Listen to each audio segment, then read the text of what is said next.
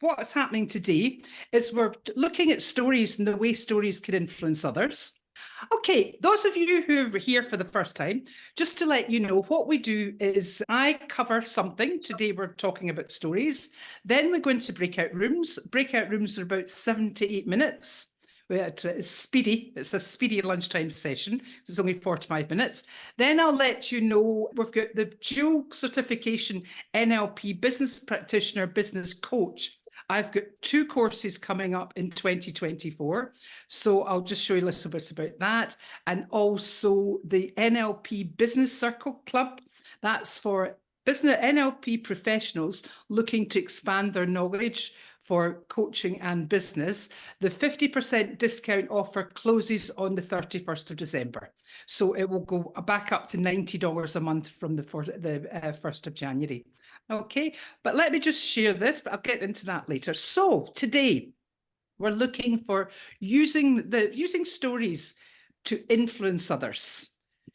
So storytelling is a powerful and persuasive communication tool that can move people to dream big, create big ideas, and accomplish big goals, because to understand a story, we have to become characters.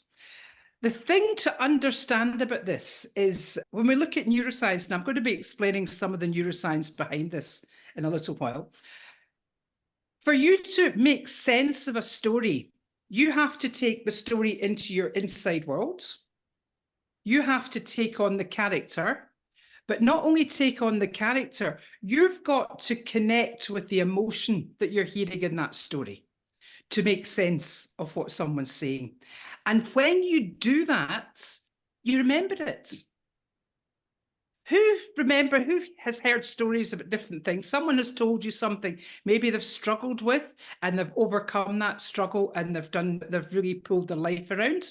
When you hear stories like that, you connect emotionally with people. Now, I'm not going to spend this time telling you all my stories about all the way that I've done this and I've done that, and then I really struggled with this and it was horrible and life was terrible and I never thought I'd be able to manage. And then I was able to change what I was doing. And when I found things to do, that's when things started to change. What I did there was I showed you the structure of storytelling. The structure of storytelling is to focus on a message that you're looking to give. Find a story that you've got. Use your own stories. And you can be creative with your own stories. You can change the people's names. You can change the places. You can change the gender. You can change the time. No plans right now. With these stories, what you can do, when you've got these stories, people then have to go into your head. They're following you in your story to follow what you're saying, and they really connect with that. Stories simultaneously engage our senses, trigger thoughts, memories, and emotions. Because when you hear people's stories, you tend to connect with similar situations that you may have had yourself. So because of similar situation, you go, okay, I've had that. Or this is something that I've been wanting to do, and this is someone telling me how they did that. This way of totally engaging all our senses means that we're more likely to remember what we've heard. What is a story? A story is an account of imaginary or real, or a mixture of both, I always like to say. People and events told for entertainment. That's what most people think stories are for. They tend to think they're for entertainment. We have an adventure story, an account of past events of someone's life in the development of something, or the story of how I discovered the benefits of using NLP for business and coaching. That's a very specific story that I can tell. But the thing about stories is because people think stories are for entertainment, they don't tend to consciously think about the learning element of this. So stories are a way of unconsciously getting a message to someone. Think about all the big motivational people in the world. You know these people, these huge big businesses? Who's ever been to big seminars and you've ended up signing up for something, or people are signing up for something? Why is it you're signing up? Because someone has stood there and told you they've felt your pain. They've been where you are. They've been in this terrible situation and they've turned things round. And using this system, whatever system it is, they've been able to achieve blah, blah, blah. And I just get amazed. I'm still no good at this. I use my stories much more for learning than selling. But I get amazed when I go to these seminars, people stampeding to spend money because the stories have been so powerful that people are connecting with that. But it's interesting to know that this is also a powerful tool. I like to use this, the power of storytelling, to influence people for coaching and for learning. But obviously it can be done for sales, but you go to another expert that does that to learn that. So stories transcend the individual listener. When we share stories together, the mind between the storyteller and the audience becomes synchronized. This creates a neurological state known as neural coupling. This is when our brains synchronize with each other, creating a highly collaborative state. So neural coupling, and this is imaging that comes from brain scans, where what happens is it brings our minds together and aligns our emotions.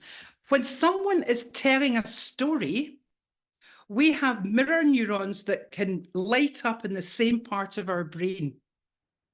So if we're connecting with someone's story, it's not just on the auditory level we're connecting, we're actually physically, our brains are connecting.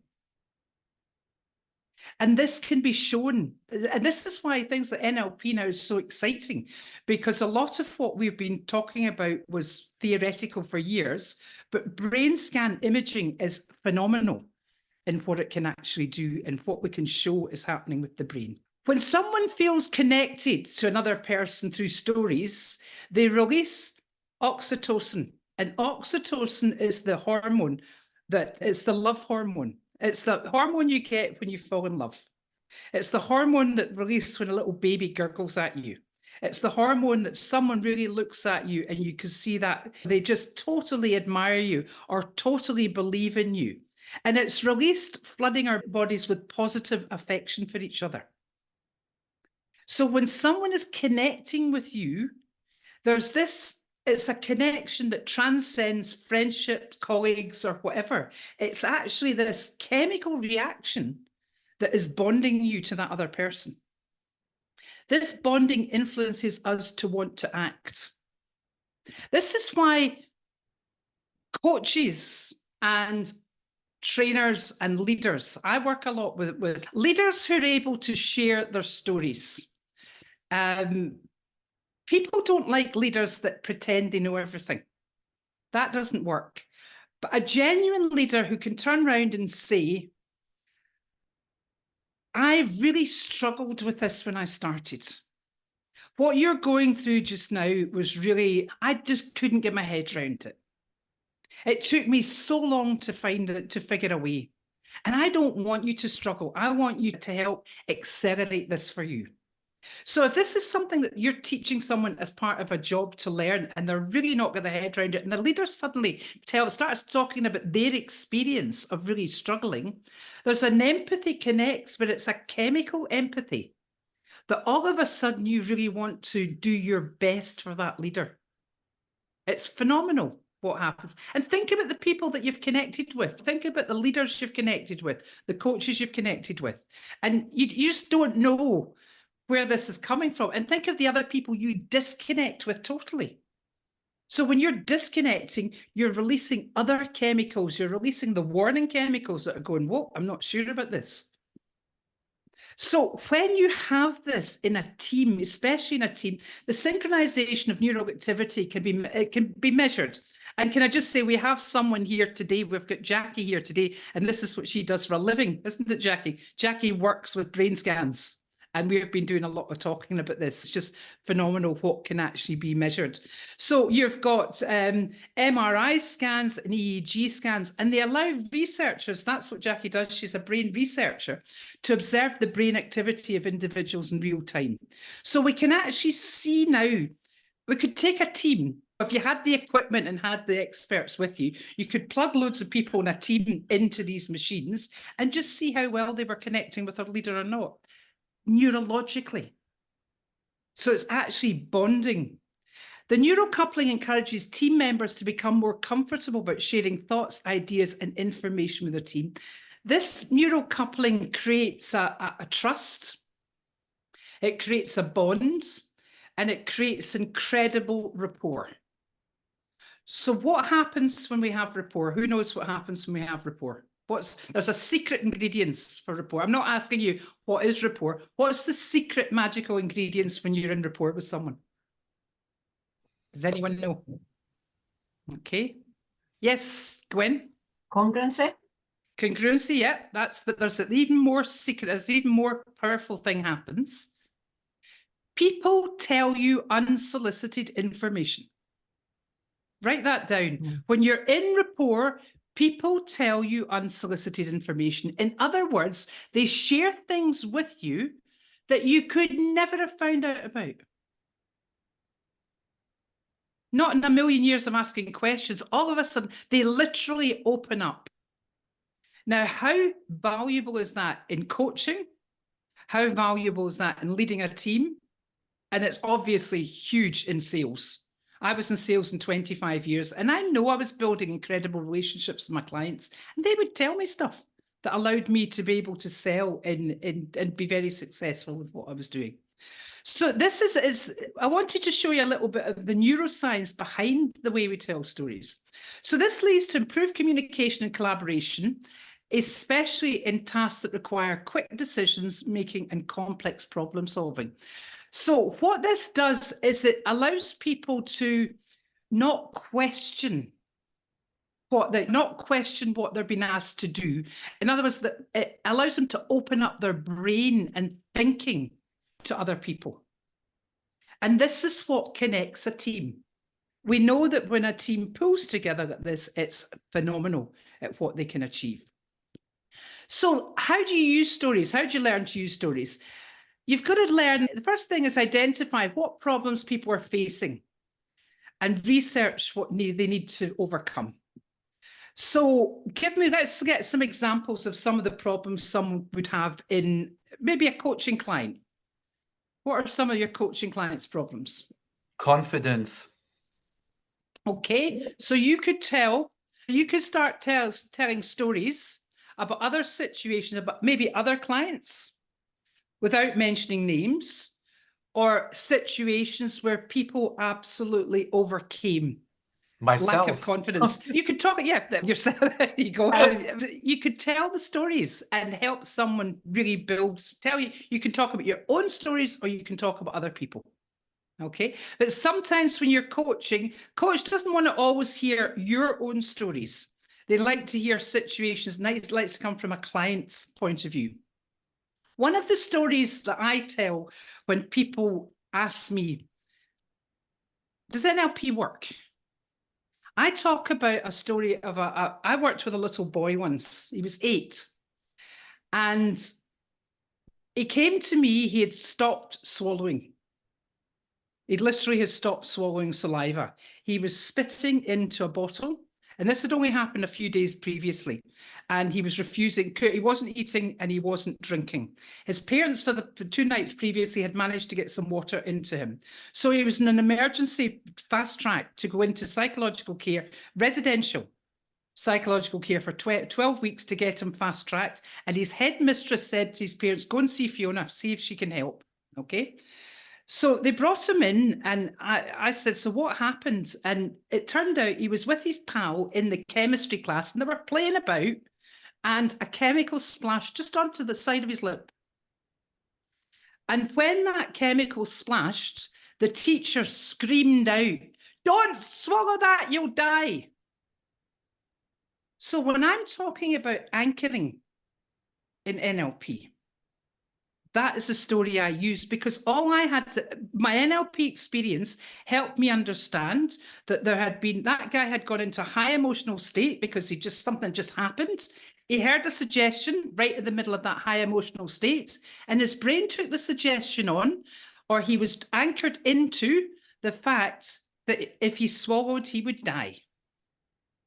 No medical expert in the few days before had spotted that. All I said to that little boy was, oh, right, okay, just relax. It's safe to swallow. It's safe to swallow. It's safe to swallow. I gave him some water. It's safe to swallow. And I actually heard from that boy's dad about 6 months ago. That boy is a highly successful company director, aged 28 now in New York. Okay. Can you imagine the scenario that boy's life would have been if he'd gone in for 12-week psychiatric care on his medical records and the belief hadn't been changed? So that's one of my powerful stories. Every single person here has their own powerful stories. But you don't tell a story of just keeping a happy voice all the time. You take yourself into the state of the situation, and then you change your state as you move through towards a successful resolution of whatever it is that happened. So the next time you communicate, ask yourself, why are you uniquely qualified to be an audience's guide? So you've got to ask yourself, why am I, what have I got? What can I share? What stories do I have? What experience do I have that can help me work with my clients or work with my team or work with whoever it is I'm working with? Identify stories from where you were on a similar journey, encountered comparable roadblocks and emerged transformed, and build the courage to share them. The more you share your stories, the more you show your vulnerability. And when you're able to show vulnerability, we know creates this neural bonding. The neural coupling happens when someone, because all of a sudden you go from being the professional, so it could be the professional manager, the professional director, the professional leader, or the professional coach. You drop that profession and you become a human being that absolutely knows what someone's going through. So it's all works around empathy. We're working with empathy here as well. Telling stories from a place of conviction is the most powerful communication device you have. That's what the greatest and most beloved communicators do. Remember, I am Maya Angelou. People won't remember what you say. They won't remember what you do, but they'll remember how you make them feel. And you make people feel in different ways, feel different emotions through connecting your emotions to them. So the power is really to take people on a little bit of a journey with and I don't like using journey. I don't use that very often, but it is when you're telling stories, you are taking people on a journey because you're taking them through a situation. So the secret is see if you can get similar situations where you've had a problem and ask yourself, how did I overcome that? And then turn that into a story. You can turn it into your own story, or you can turn it into an imaginary story. But the thing is, when you're telling stories as a powerful communication tool, you don't have to explain the story. I explained my story there saying I use that for NLP anchoring. But if I'm actually training people who are learning NLP skills, sometimes I don't even mention it's about anchoring. We might just be coming into anchoring, or I might just have finished covering anchoring and I'll just tell that story. Just drop the story in and move away and let the unconscious work with that. The other famous person for stories, Milton Erickson. And Milton Erickson is the grandfather of modern hypnosis. And Milton has got some incredible, if you go and look at some of his books, full of metaphors and stories. And one of the very famous one was working with a young girl with anorexia. So the young girl comes into his consulting room and he starts talking about tomato plants. He said, have you ever seen a tomato? Have you seen the size of the seeds of a tomato? Seeds of a tomato are tiny. Now, a tomato plant's a delicate thing. A tomato plant needs the right amount of water. It needs the right amount of heat, and it needs the right amount of light, sunlight. If a tomato plant doesn't get enough water or doesn't get enough nutrition to help it flourish, the leaves turn yellow and they fall off. And even if the plant manages to produce a tomato, tomatoes, if they've not been properly nourished, the tomato skin goes really hard and then breaks and does all sorts of things. And there's no sweetness to the tomato. So anyway, what are you here for? that girl, that was the story he told and then just went straight into, so what are you here for? So the whole story was about, what did that story tell? Let's get some feedback. What did that story tell? Just before I put you into breakout rooms. Yes, Tricia? Yeah, I forgot. It's telling you that if you don't look after yourself, if you don't eat properly, it's whatever, then you're not going to nourish. Anorexia all over. Yeah. And anyone who's ever dealt with anorexia knows that's what people are telling people all the time, consciously, but the power of telling it unconsciously is absolutely huge. Okay. So what I'm going to do, I'm going to put you in any questions. Let me just finish this part first. So they risk transparency, revealing their vulnerabilities so that they can be mentors and guides who relate to people from places of universal needs and hardship. So when you're using stories, you're just opening up yourself as a human being so people can really relate to. They connect to their teams and clients and remind us that we're all human. So just the last wee bit, different geographical stories have different focus in different parts of the world. For example, Eastern stories are mostly cautionary tales where the hero fails and learns from their mistakes. Western stories, the hero almost always overcomes their hardships. So it's nice to do a mix of East and West stories because not everyone wins. But a lot of the things that we struggle with are the things that we get, the things that don't turn out the way we want them to turn out. These are the things that give us the biggest learnings. Okay. Any questions or anything before we go into the breakout rooms? But we're going to go into the rooms for, let me see. Oh, let's do 9 minutes today. Let's go in for 9 minutes. So 9 minutes for just get your message just now, because as this is the last lunchtime, and share with each other maybe your own stories, or maybe discuss some of the things that you can be working with stories. Now, the breakout rooms are not recorded, okay? So just go and discuss stories, maybe tell some of the stories that you already use. And then we'll see you back here in 9 minutes' time. I'll keep the time in the breakout rooms for you. Okay, welcome back. Nice to see everyone's nice smiling face. Let's get feedback from a couple of the rooms. What did you get from that? I know we had some interesting things going on. Tricia, do you want to talk about what you were talking about in your room? Okay. Right. Yes. First of all, we started off and we were saying about stories, and I was explaining that when I was a trainer in my business and everything, that I would use a story and then just at the crux of it would stop and then start another story and then stop and then do another story, and people would be sat there all terribly confused, and then we'd get into the training, and then what would happen at the end of the session is that I would reveal the ending of it, and that everybody would sit there and go, oh, I'd forgotten all about that. And it would either make them smile, but it got the learning in. What Tricia mentioned there, that's nested loops. Has anyone heard of nested loops? Okay. What happens with nested loops is you start a story and then you just leave it in the middle of the story. Then you start a second story and you leave it in the middle of the story. Then you start a third story and you leave it in the middle of the story. Then you start a fourth story and you leave it in the middle of the story. Then you start a fifth story, leave it in the middle of the story. Then you close the loop of the fifth story first. Then you close the loop of the fourth story. You give the ending of the fourth story, the ending of the third story, the end of the second story, and then you finish with the end of the first story. And what that does is when all these look, because if you suddenly stop in the middle of a story, the brain is still looking for information. And the expert at this is Dr. Richard Bandler. Dr. Bandler will set up loops on day 1 that he closes on day 8. But what happens there, that's accelerated learning because the brain is in a high learning state when it's searching for that information. So it means all the information that you've been teaching between the start of the story and the end of the story is locked in. It's phenomenal. Okay, so thanks for bringing that up. Okay, so let's go to another group. Who else has got something to like to share?